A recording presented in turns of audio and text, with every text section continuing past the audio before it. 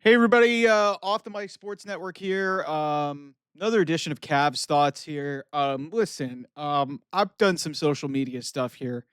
I'm not going to get into like the dynamics of the game itself and the reactions of that I think are ridiculous from fans that are just like hey, these guys who are hurt are not tough enough to play in the NBA playoffs because they have injuries that are legitimate, and you try being a professional athlete trying to play in a high speed game and scoring the points that they did. The Cavs just had they self-destructed at the end of that game.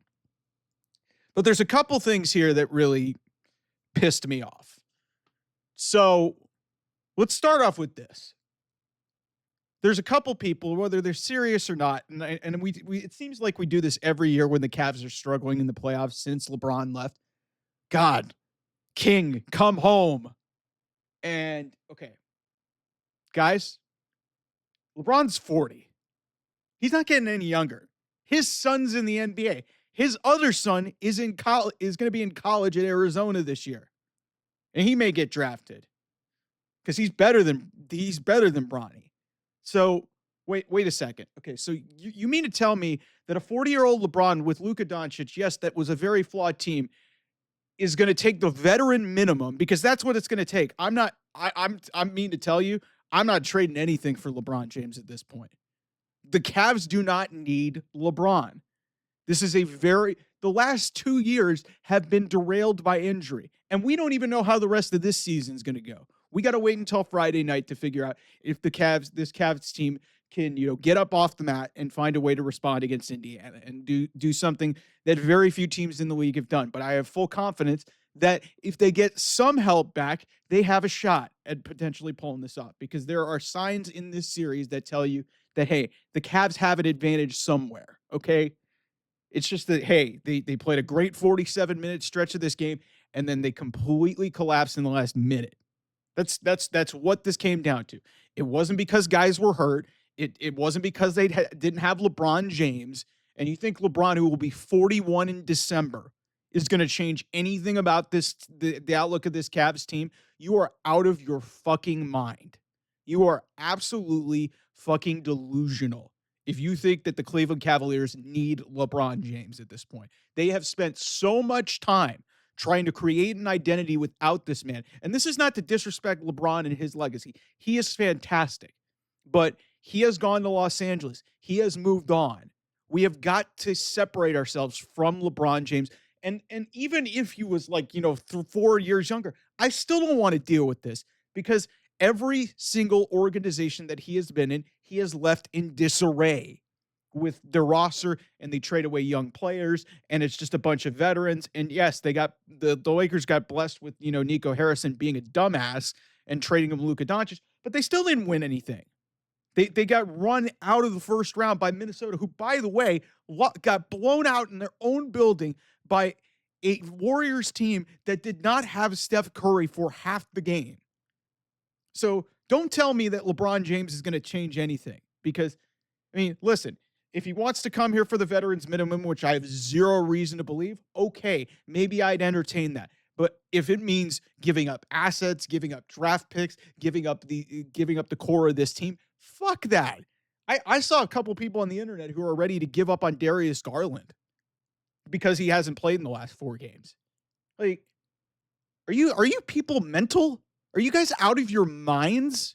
What do you hear yourselves talking? Let the emotion, I understand people are emotional and people are mad about what happened. But instead of focusing on what wasn't on the court, why don't we focus what was on the court? And the fact is, for most of that game, the Cavs put up one of the most heroic efforts that you can imagine. And they just completely forgot how to play for literally the most important portion of the game. And they gave up a gut-wrenching shot to Tyrese Halliburton. That's not because guys weren't playing. That's not because of toughness. That's because of, hey, it's the mental part of this game. And the Cavs, whether they were fatigued or whether they just haven't been really put in situations to, like, be having to be able to execute in terms of late game situations, which are really critical to winning NBA championships because they went 64-18. So be it. But you think LeBron, a 40-year-old LeBron James, who's going to be 41 2 months into the season, is going to change anything about the outlook of this team from where it is? It's not going to do anything. And like I said, the only way that I even foresee that happening is if he's willing to take the veterans minimum. And I do not expect that to happen at all. I don't. I really don't expect him to take the veterans minimum. And even then, like I said, that's a very remote possibility. And even at that point, I'm not even sure I'd want him here. Like, let's actually try to see if we can let this thing marinate. The Cavs, this is the first truly great team that the Cavs have had. Like I said, I'm talking great team, like legitimately championship good. First time in 7 years that they had a legitimate chance to win the championship. And if you remember the team that went to the finals in 2018, they had nobody. That was LeBron at his peak. LeBron is not getting any younger. He's breaking down physically. And it's just every single year we have to go back to our past. Why? Why is it just so much of an attachment to this guy? Because he gave us a championship. Okay. I am grateful as anybody for what 2016 brought the city of Cleveland. But you guys need to shut the fuck up and just support this team, not be mad at guys getting hurt. It's a war of attrition in the playoffs. There's been some horrendous luck in this series. And, again, if you want to point fingers at, like I said, there was just a bunch of critical errors. Max Strus didn't inbound the ball correctly. Ty Jerome made a defensive mistake on Tyrese Halliburton. They missed a couple of blockouts. Like I said, this is fundamental stuff. They win that game if they make one of those plays, one of them. But you guys are mad because the guys who were on the bench were laughing, and you want to start trading members of the team because you don't think they can hack it and that they're a pretender of a team. Like, give me a fucking break. A week ago, you guys were ready to put this team in the finals because they drubbed Miami. And now here they are, down 2-0 in a situation where, hey, not many teams have come back from it, but there is precedent. And I've said this on a couple of other videos. There is precedent where a team that has gone down 0-2 in the series, it's only happened where they've completed and won the series. But in the last 2 years, we've had two situations where both the teams that went down 0-2 in their own building had a game 7 in their own house, but lost. 2023 Boston Celtics, you remember that, depending on who you talk to, if Jason Tatum doesn't roll his ankle in the first 2 minutes of that game, that maybe becomes another thing. And then, last year, Denver and Minnesota, Denver was up by like 20 points in that game against Minnesota. And then they just blew the game, and Minnesota made an incredible surge down the stretch, and Minnesota won game 7 and ultimately went to the Western Conference Finals. Denver lost the first 2 games at home. Like, that's a rare occurrence. So, and there was no like real injury thing that really just saddled things. But who knows what's going to happen? Who knows what Donovan Mitchell is going to have on Friday night? Who knows if they could start hitting threes? Because a big trend that I noticed in this game, Cavs have only hit 23s in the first 2 games, and they're shooting under 30% for the series. Indiana, I think, has made like 30 of them, I think because they made 19 in the first game. I think they made 11 last game. So you're talking about a huge discrepancy in three-point shooting. The Cavs still scored 119 points. They were attacking and attacking and attacking, and Donovan Mitchell was getting hacked all over the place and still managed to get, 21 free throws in that game?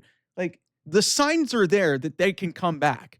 This widespread panic in the fan base who are ready to give up on the season, ready to trade everybody away, just completely forgetting the fact that this team won 64 games and, was largely healthy and got some horrendous luck.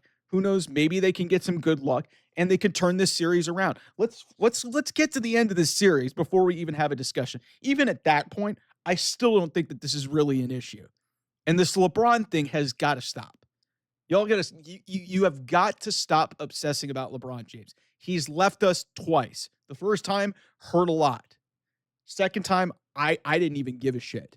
Go to LA, go start your movie career, go start your Hollywood businesses, go live in Los Angeles, go raise your kids.